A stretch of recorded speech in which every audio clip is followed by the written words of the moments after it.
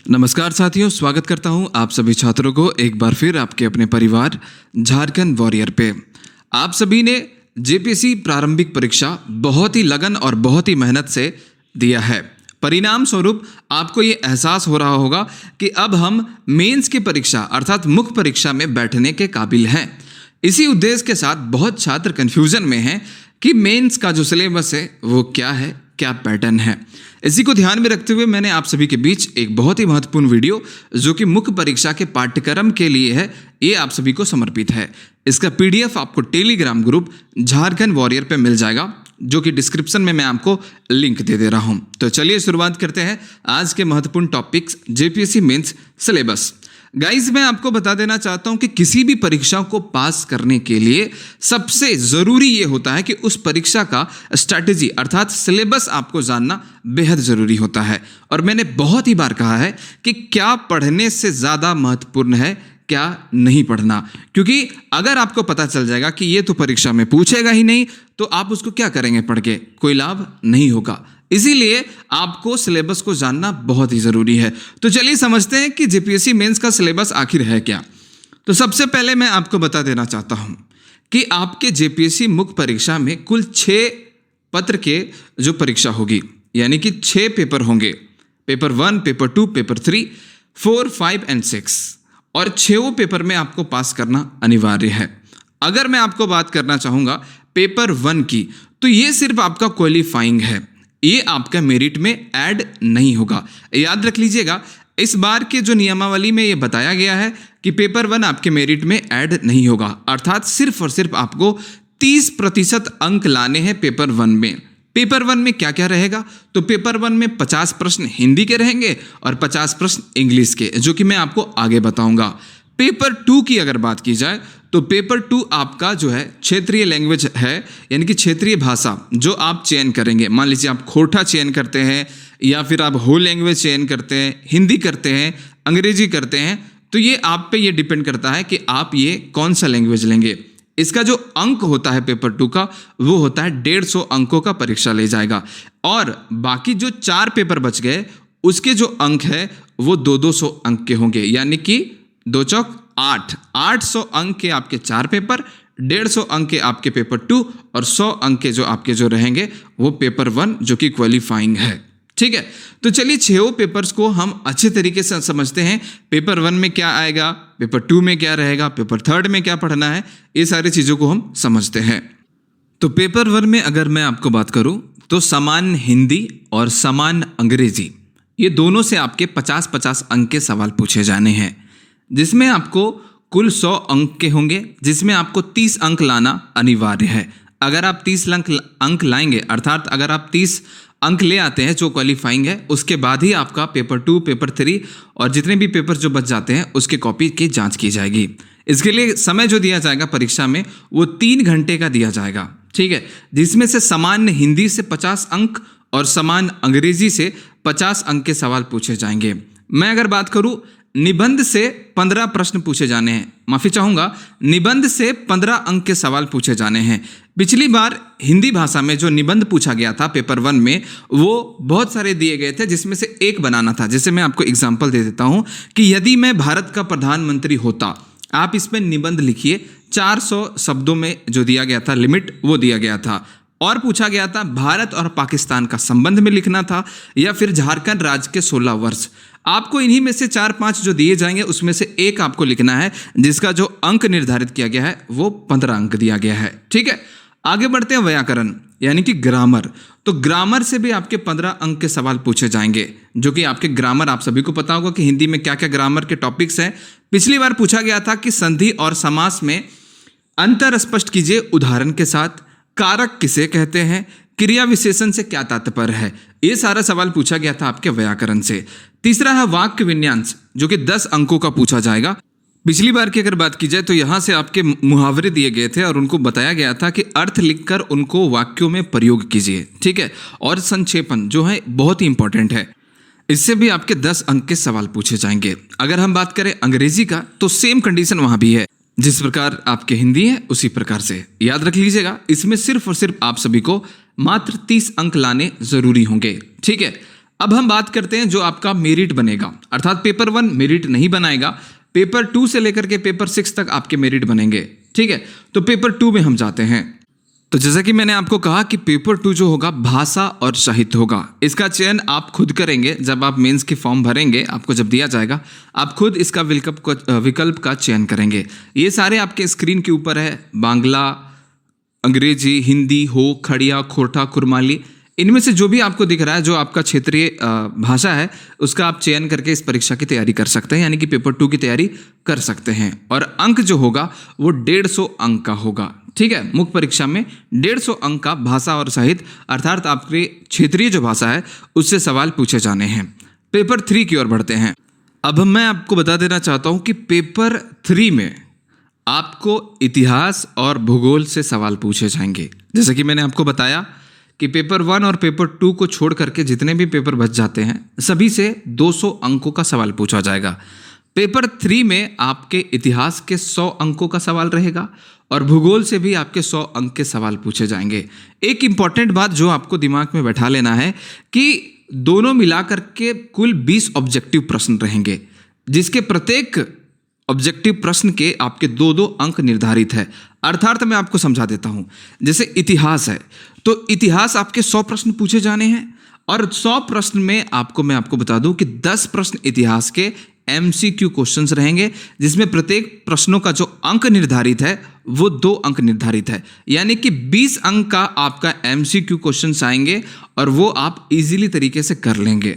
बाकी आपका जो 80 बच जाता है इतिहास वाले भाग में, वहां पर आपके 40-40 प्रश्न करके आएंगे, यानी कि आपको 4 प्रश्न दिए जाएंगे और चारों प्रश्न में आपको किसी 2 प्रश्न का चयन करना है। सिलेबस में बताया गया है इतिहास के कि आप प्राचीन भारत पढ़ सकते हैं और प्राचीन भारत में ये सारा चीज़ देख लीजिए, दिया गया है जो टॉपिक है। हालांकि अगर मैं आपको बताऊंगा तो वीडियो बहुत ज़्यादा लंबा हो जाएगा। वहीं मध्यकालीन भारत है, आधुनिक भारत है और झारखंड संबंधित सवाल भी पूछे जाएंगे, यानी कि 4 भागों में सवाल पूछे जाने हैं, किसी 2 का जवाब देना है।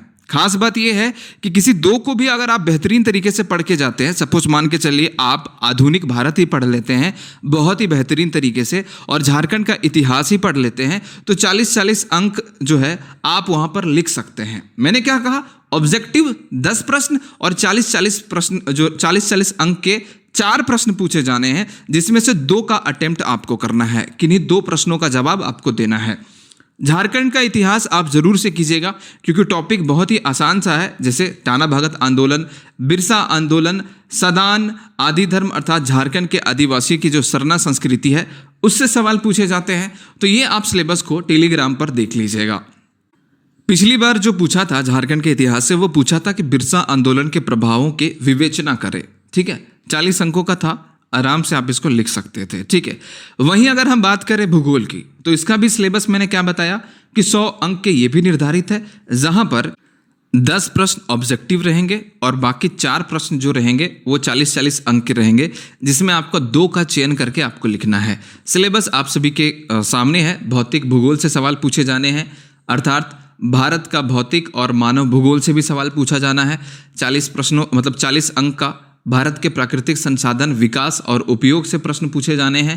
एंड मैं आपको बता देना चाहता हूं कि झारखंड का भूगोल और इसके संसाधनों का उपयोग, मतलब सारांश अगर आप निकालें तो प्रत्येक पेपर में, यानी कि पेपर 3 में 40 प्रश्न झारखंड से रहेगा। माफी चाहूंगा, 40 अंकों का सवाल, एक सवाल जरूर रहेगा। ठीक है, और भूगोल में भी आपके 40 अंक के सवाल एक झारखंड से संबंधित रहेंगे। किसी 2 का आपको अटेम्प्ट करना है। ये चारों सेक्शन जो ABCD ये दिया गया है, किसी 2 का आप चयन करके अगर बेहतरीन तरीके से पढ़ाई करेंगे तो सिलेबस को आप जल्दी कवर कर लेंगे और बहुत ही अच्छे तरीके से आप कवर कर लेंगे। समझ रहे हैं मैं क्या कहना चाह रहा हूं।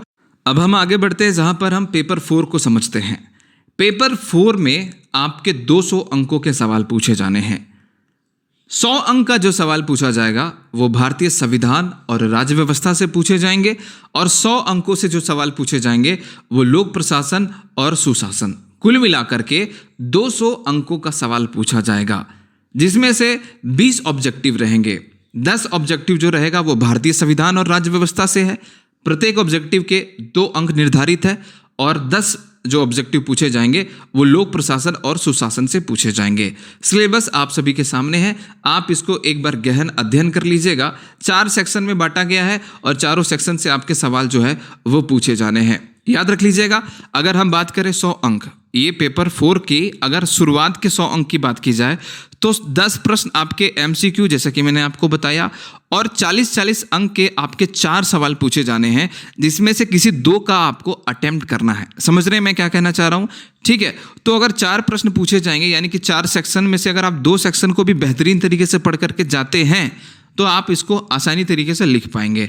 आगे बढ़ते हैं आज के हम यानी कि पेपर 5 की ओर। और पेपर 5 में आपको भारतीय अर्थव्यवस्था, वैश्वीकरण और धारणीय विकास पढ़ना है, अर्थात इकोनॉमिक्स आपको यहाँ पर पेपर 5 में आपको पढ़ना है। पेपर 5 की अगर बात की जाए तो यहाँ पर आपके 200 अंकों का ये भी पेपर है, जिसमें से 40 अंकों का आपके ऑब्जेक्टिव होगा। जैसे कि मैंने आपको बताया 20 ऑब्जेक्टिव, प्रत्येक ऑब्जेक्टिव के 2 अंक निर्धारित हैं।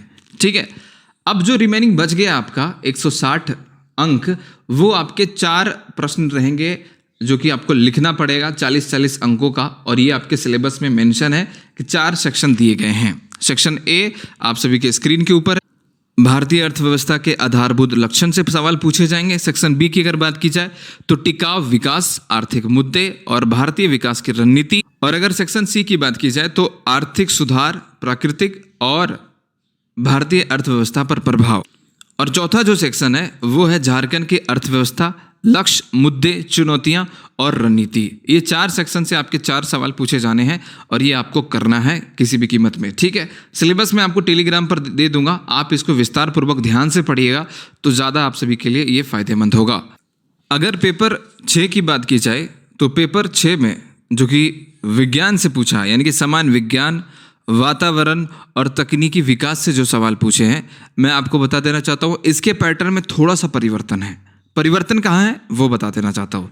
जैसे कि शुरुआत के 20 प्रश्न आपके एमसीक्यू क्वेश्चन रहेंगे, नो डाउट 40 अंक के। बाकी जो 160 पूछेगा वो आपके 32 अंक के सवाल रहेंगे, 5 प्रश्न।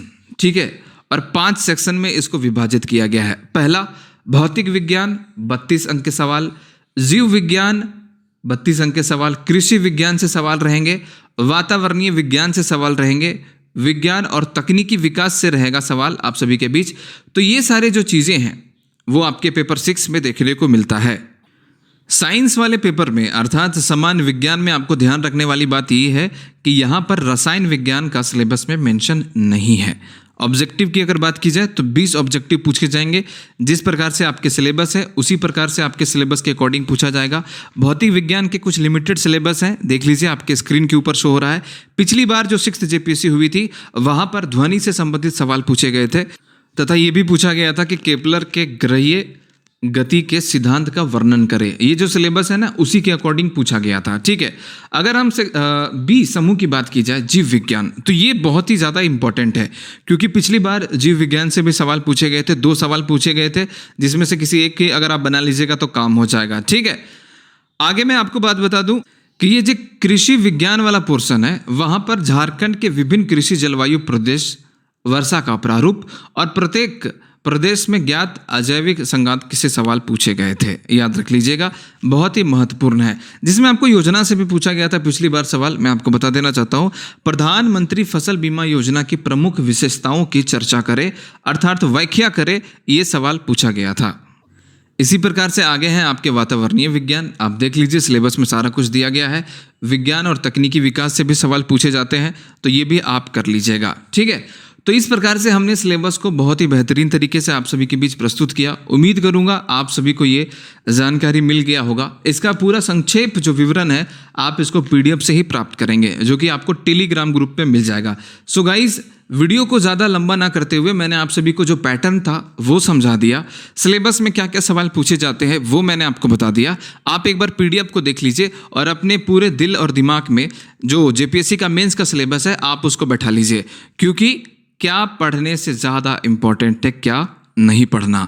और अगर आप सिलेबस को फॉलो करेंगे डेफिनेटली आप श्योर सक्सेस करेंगे, उम्मीद करूंगा। और ये विश्वास भी है हमारा कि आप सब जितने भी छात्र हैं मेंस में बेहतर से बेहतर परफॉर्मेंस करेंगे। याद रख लीजिएगा, जो भी समय मिला है आप सभी के बीच, मान लीजिए हैं कि 3 महीना मिला है या 4 महीना, इन 3-4 महीना में आप बेस्ट से बेस्ट स्ट्रेटेजी का उपयोग कीजिए। हालांकि यहाँ पर मैं आप सभी को गाइड करता रहूंगा, आप बिल्कुल भी टेंशन ना लें और आप अपनी तैयारी को भरपूर तरीके से तैयारी कीजिए। समझ रहे हैं ना, पूरे जोश और साथ के आगे बढ़े ताकि आपको इस बार जेपीएससी आप अपने नाम करें। मुझे पूरा विश्वास है और मैं यही कोशिश करूंगा कि आप सभी को जितना ज्यादा हो सकता है मदद करूं। So thank you so much. मिलते हैं अगले वीडियो के में। अगर आपको